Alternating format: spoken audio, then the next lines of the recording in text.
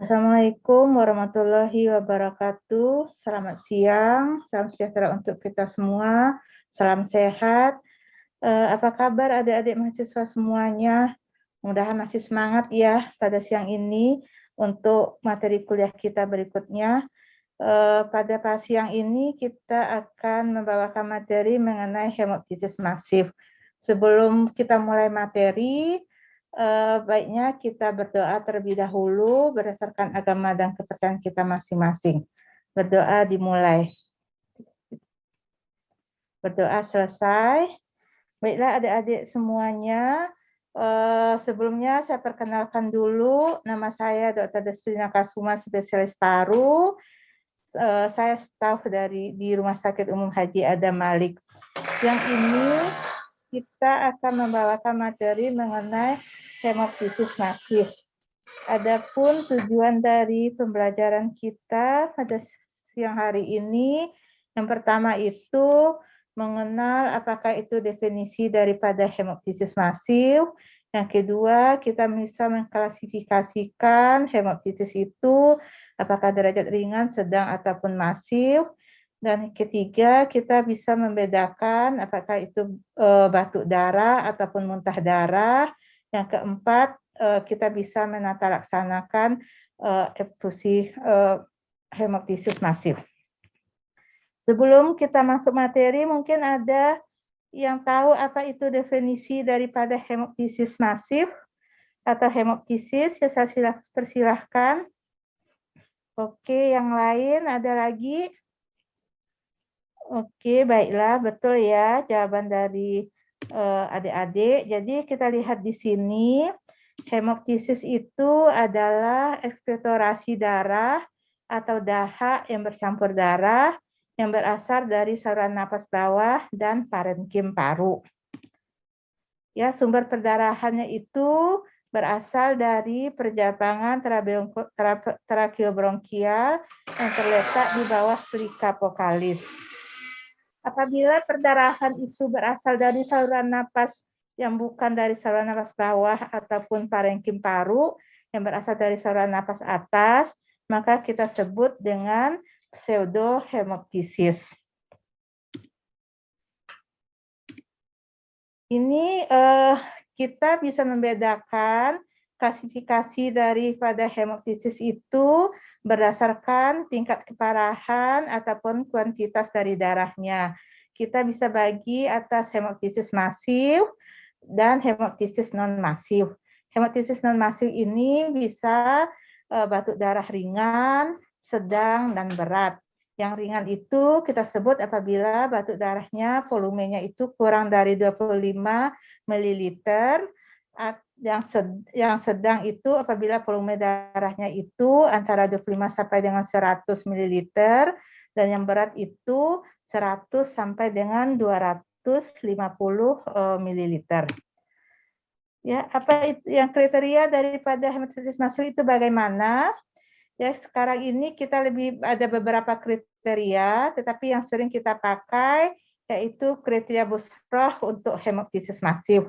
Yang pertama itu kita lihat itu apabila hemoptisisnya dengan volumenya sedikitnya 600 ml dalam 24 jam atau hemoptisis yang volumenya antara 250 sampai dengan 600 ml dalam 24 jam. Dan pada pemeriksaan darahnya itu dijumpai kadar Hb yang kurang dari 10 gram per desiliter dan waktu pasien itu datang ke IGD masih batuk darahnya masih berlangsung. Yang ketiga itu apabila hemoptisis dengan volumenya 250 sampai dengan 600 ml dalam 24 jam, dalam pemeriksaan Hb-nya itu masih di atas 10 gram per desiliter, tetapi selama pengamatan dalam 48 jam, batuk darahnya itu masih belum berhenti. Sampai di sini adik-adik paham ya yang dimaksud dengan kriteria dari batuk darah ya, klasifikasi ringan, sedang, berat, dan yang masif. Nanti di IGD kita harus bisa menilai pasiennya itu di kriteria mana. Jadi tata laksananya itu biar tepat dan cepat untuk penanganan pasiennya. Ya, jadi morbiditas dan mortalitas daripada pasien yang hemoptisis ini ditentukan oleh 3 faktor. Yang pertama itu tingkat kecepatan kehilangan darah akibat hemoptisis yang terjadi. 2, kemampuan batuk atau bersihan darah dari saluran napas. Yang ketiga itu tingkat keparahan penyakit yang mendasarinya. Dan batuk darah ini itu sebenarnya bukan diagnosis, tapi itu merupakan gejala dari suatu penyakit.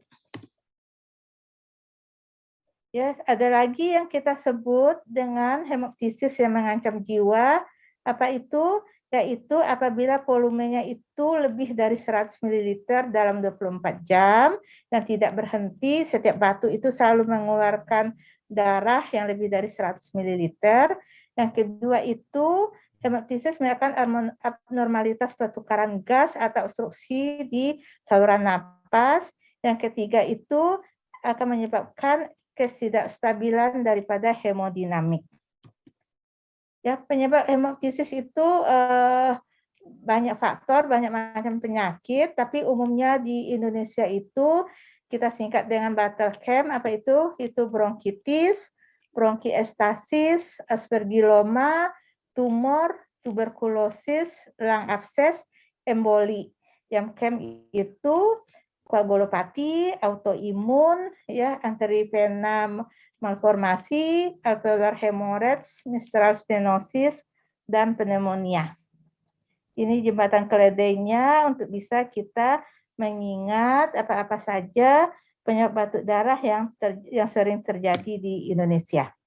Di sini kita kelompokkan ya, hemoptisis masif itu bisa disebabkan oleh keganasan. Yang terbanyak itu karena kanker paru. Bisa disebabkan karena infeksi, misalnya tuberkulosis ataupun infeksi jamur, yang lebih sering itu aspergilloma. Ada penyebabnya itu kelainan dari struktur paru seperti bronkiektasis, kelainan pada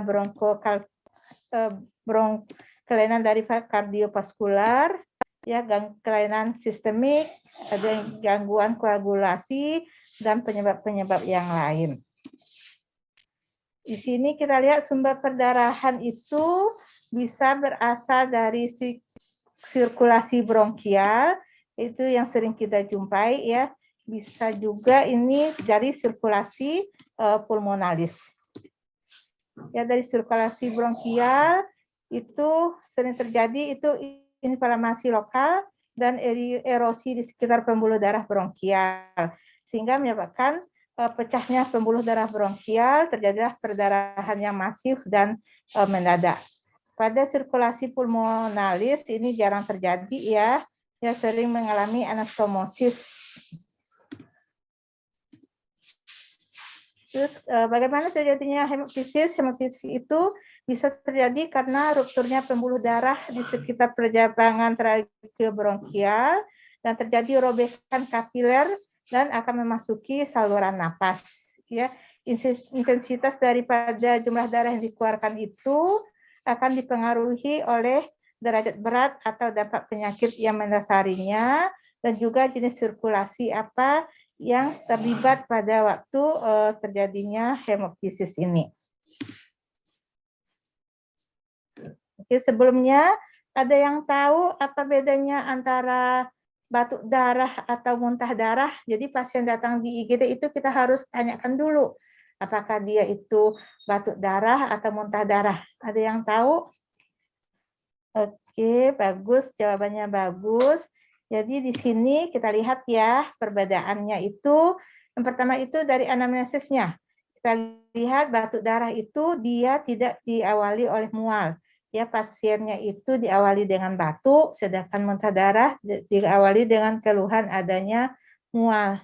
Terus warna darahnya juga, kalau batuk darah itu dia merah segar atau pink, sedangkan muntah darah itu warna darahnya itu cenderung kecoklatan atau kehitaman. Ya, dari pemeriksaan laboratorium juga dapat dilihat pH-nya yang hemoptisis itu pH-nya alkali dan yang muntah darah itu pH-nya bersifat asam. Oke ya, ini penata laksanaannya. Tujuan dari penata laksanaan itu apa?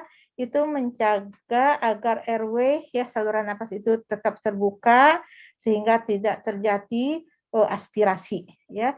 Terus resusitasi itu untuk menghentikan perdarahan dan kita juga di sini tujuannya itu untuk mengetahui penyakit apa yang mendasarinya. Yang pertama itu, yang penting itu pada pasien batuk darah ini yang kita lakukan itu edukasi pada pasien. Ya, jadi kita edukasi pasien, jangan pasien itu untuk takut untuk membatukkannya. Karena apa?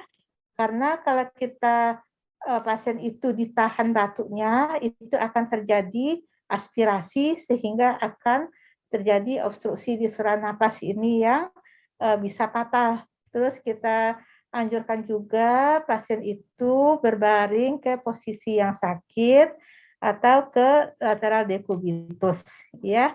Terus di sini kita yang harus kita pantau itu tanda vital daripada pasien, yaitu tekanan darahnya, frekuensi nadi, ya laju pernapasan, dan saturasi oksigen. Ya, di sini tetap jalan napasnya harus tetap terbuka. Kalau nanti saturasinya itu turun, maka kita berikan pemberian oksigen. Ya, dengan pemasakan impuls, kalau perlu dengan memberikan obat hemostatik. Ya, terus di sini kalau misalnya HB-nya kurang, nanti bisa kita lakukan juga untuk transfusi darah.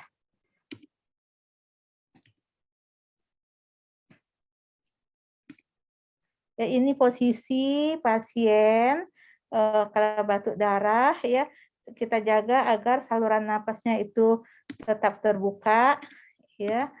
Terus ini posisinya kalau pasiennya itu sadar, kita bisa mengarahkan pasien untuk miring ke kanan atau ke posisi di mana parunya yang menderita kelainan.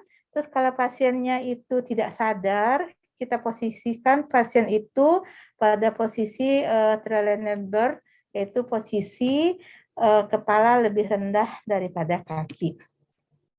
Ya, kalau pasien datang ke IGD, terus apa yang kita lakukan? Ya tetap ya, kita pertama itu proteksi untuk penolong ya, untuk nakes ya kita tetap memakai APD biar tidak terkena percikan darah daripada pasien.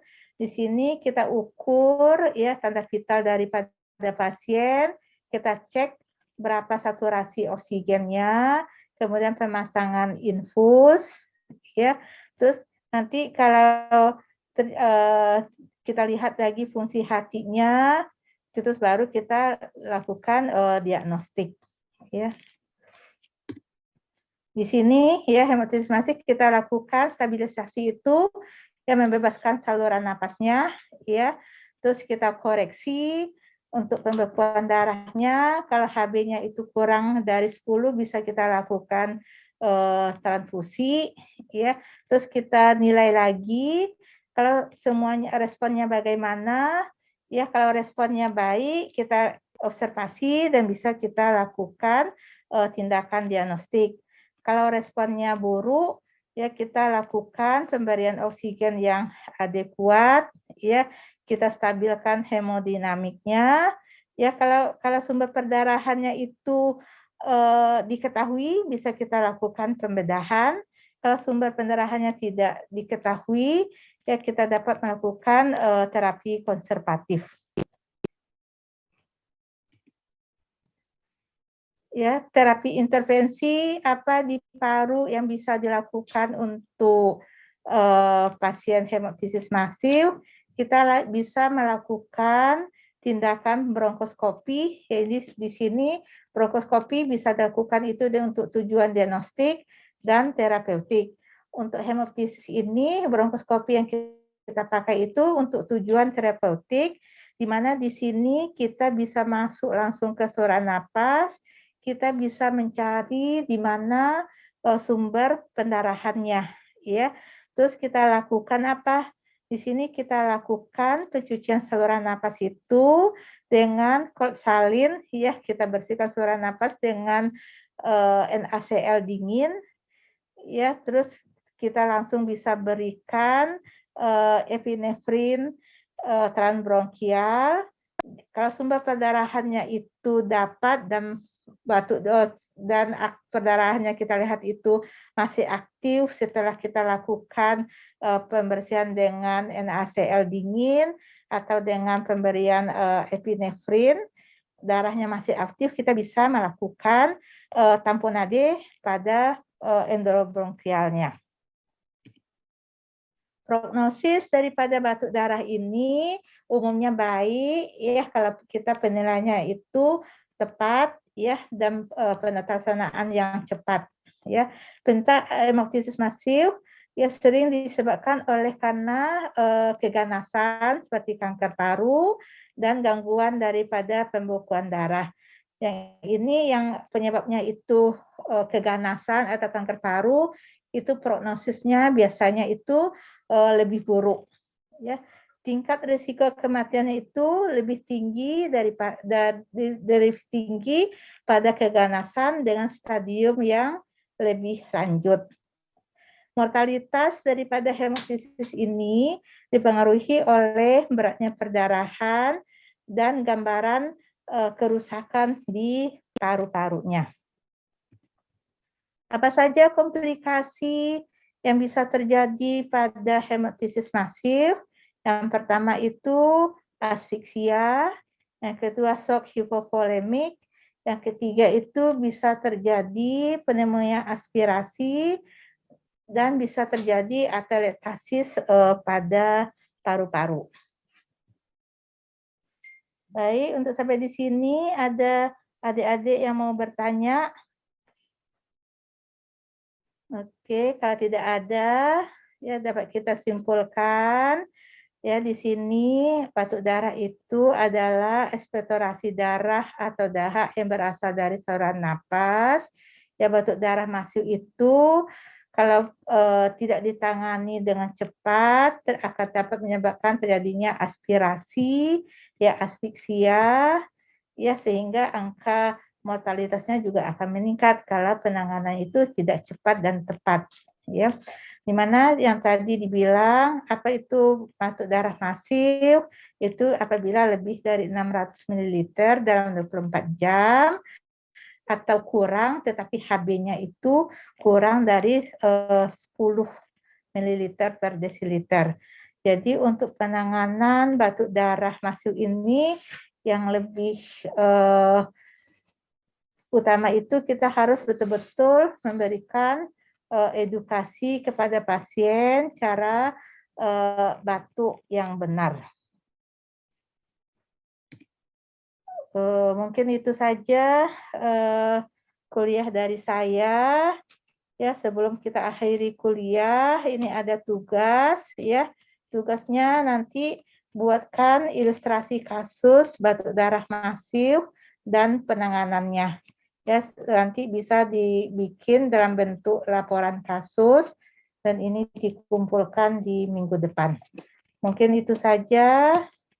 Ya, sebelum kita tutup kuliah kita pagi ini, marilah kita berdoa terlebih dahulu. Berdoa dimulai, berdoa selesai. Ya, saya tutup dengan wassalamualaikum warahmatullahi wabarakatuh.